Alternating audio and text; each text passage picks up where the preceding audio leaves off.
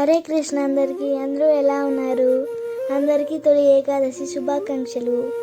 ఇంట్లో పూజ అయిపోయిన తర్వాత నందలూరు సోమ్యనాథ స్వామి గుడికి వచ్చాము. చూడండి, ఏకాదశి శనివారం, అందులో స్వామివారి బ్రహ్మోత్సవాలు జరుగుతున్నాయి.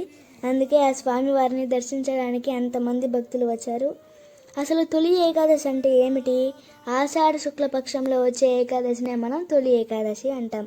ఆషాఢ శుక్లపక్ష ఏకాదశి నుండి కార్తీక శుక్ల ఏకాదశి వరకు ఈ 4 నెలల కాలాన్నే చాతుర్మాసం అంటాం. ఈ రోజున శ్రీ మహావిష్ణువు క్షీరసాగర మదనంలో ఆదిశేషుని పైన యోగ నిద్రలోకి వెళ్తారు. ఇది మనలాంటి సాధారణమైన నిద్ర కాదు. ఇది సృష్టి నిర్వహణలోని ఒక దివ్యమైన యోగ స్థితి. ఈ గుడికి ఒక ప్రత్యేకత కూడా ఉంది.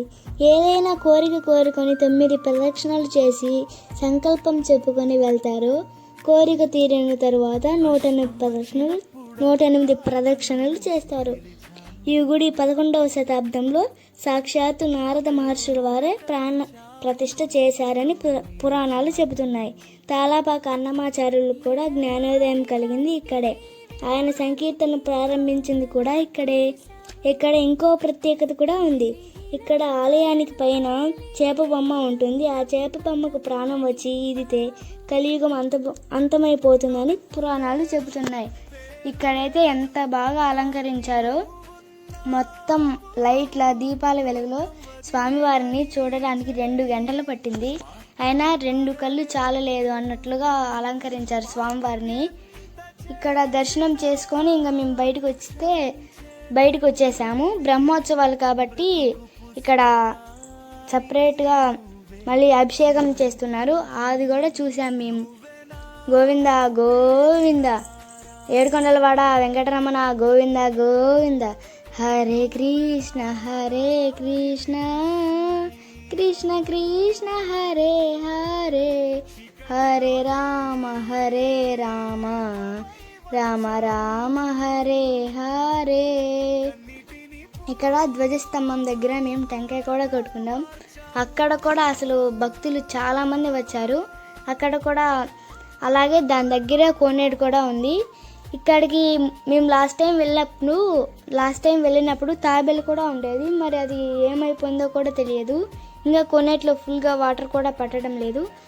దీనికి ఎదురుగా పక్కన ఒక కళ్యాణ మండపం కూడా ఉంటుంది. అది కూడా చూపిస్తాను. కళ్యాణం ఎప్పుడంటే 28 మంగళవారం రోజే కళ్యాణం చేస్తున్నారు. ఎవరైనా కళ్యాణాన్ని చూడాలనుకుంటే ఖచ్చితంగా రండి.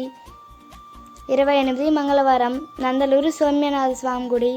మేమైతే కళ్యాణానికి వద్దామనుకుంటున్నాం. మరి మీరు కామెంట్ చేయండి. ఇక్కడైతే మేము ఇంకా ఆటోలో అయితే బయలుదేరిపోతున్నాం. మేము నందలూరు నుంచి మా ఇంటికి వెళ్ళేటప్పటికి 2-3 అవర్స్ పడుతుంది. అందుకే కొంచెం 4కే బయలుదేరిపోతాం. ఇదే మా ఊరికి వెళ్ళే దారి. చూడండి, పచ్చని పొలాల మధ్య మా ఊరు ఉంటుంది. పల్లెటూరు, అందుకే ఇంత బాగా నేచర్ ఉంటుంది పచ్చగా. అలాగే ఇక్కడ హైవే రోడ్స్ కూడా వేస్తున్నారు. అది కూడా చూపిస్తాను. ఒకవేళ హైవే రోడ్డు తయారైతే మీకు ఖచ్చితంగా అప్డేట్ ఇస్తాను. హరే కృష్ణ. ఈ వీడియో కనుక మీకు నచ్చినట్లయితే కామెంట్స్లో ఓం నమో వెంకటేశాయ అని కామెంట్ చేయండి. ఇదే మా బ్రిడ్జ్ వేసే హైవే రోడ్. చూడండి. హరే కృష్ణ. ఇక్కడైతే మేము ఆటోలో వెళ్తున్నాం. రెడ్డిపల్లికి కూడా మాకు 1 కిలోమీటర్ ఉంటుంది. అందుకే బాడుగ ఆటో తీసుకొని వెళ్తున్నాం. చూడండి. హరే కృష్ణ. Bye bye.